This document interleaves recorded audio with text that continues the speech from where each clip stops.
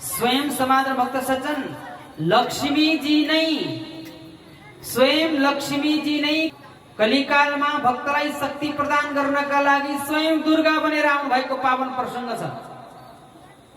यदि तपाईलाई विश्वास लाग्दैन भने हो शास्त्र पल्टाएर हेर्नुस् छ। या देवी सर्वभूतेषु लक्ष्मी रूपेण संस्थिता नमस्तस्यै नमस्तस्यै नमस्तस्यै नमो नमः। स्वयं लक्ष्मी नै दुर्गा बनेर आउनु भएको प्रसंग त यहाँ पनि त रह्यो नि त। त्वं वैष्णवी शक्तिरनन्त वीर्या विश्वस्य बीजम परमासी माया। त्वं वैष्णवी शब्दको प्रयोग छ। वैष्णवी कौन? वैष्णवी लक्ष्मी माता हुन्। वैष्णवी यिनै वैष्णवी लक्ष्मी माता नै दुर्गा माता बनेर आउनु भएको छ र दुर्गा माता वैष्णवी हुनुहुन्छ। के हुनुहुन्छ? दुर्गा माता वैष्णवी हुनुहुन्छ। यसै कारणले गर्दा ध्यान दिनुहोस्, यति पवित्रता छ, यति शुद्धता छ देवीमा, तर हामी शास्त्र नबुझेर हो अथवा अलिकति हेलचेक नै गरेर हो अथवा प्रमादी बनेर हो आजकल न दुर्गा देवीलाई त बलि दिनुपर्छ भनेर हामी बलि चढाउने गर्छौं।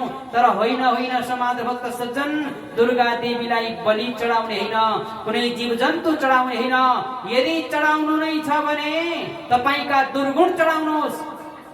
किनकि या देवी सर्वभूतेषु दया रूपेण संस्थिता। किन आउनुभयो देवी भन्दा? या देवी भनेको जो देवी सबै प्राणीमा दया रूपमा स्थित हुनुहुन्छ त्यस्ता देवीलाई नमस्कार छ, नमस्कार छ, नमस्कार छ, बारम्बार नमस्कार छ। यहाँ पनि प्रमाण छ। अर्को कुरा फेरि या देवी सर्वभूतेषु मातृ रूपेण संस्थिता। जो आमा बनेर आउनु भएको छ, हेर्नुहोस्, मातृ रूपेण संस्थिताको पावन प्रसंग छ यहाँ। ती को हुन् त भन्दा आमा हुन्। अनि आमाले आफ्नै सन्ततिको बलि चाहन्छन् भन्नुस् त? चाहन्नन्। यसैले पशु बलि मातालाई नदिनु है कदापि। यदि तपाईले दिँदै हुनुहुन्छ भने यो गल्ती हो, किनकि शास्त्रमा यो प्रसंग छैन। कहीँ कहीँ कतै कतै समाजमा नजाने कस्तो भ्रम फैलाइरहेका हुन्छन्।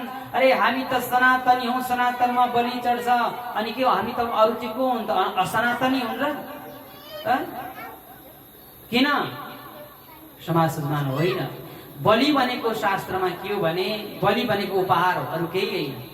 बलि भनेको उपहार हो।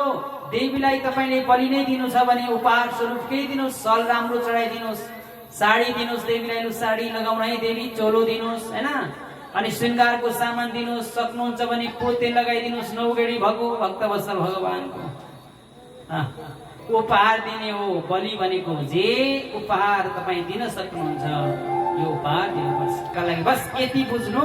यसैले सबै हिन्दू धर्मावलम्बीहरूले, सनातनीहरूले, सबै वैष्णवहरूले अथवा भक्तहरूले लक्ष्मी स्वरूपा दुर्गा भवानीको पूजा अर्चन गरेर जमरा राखेर दशमी का दिन सुन्दर आशीर्वाद दिनुहोस्, टिको लगाउनुहोस्। विजय दशमीमा अति सुन्दर कृपा हुनेछ समाज भक्त सज्जन।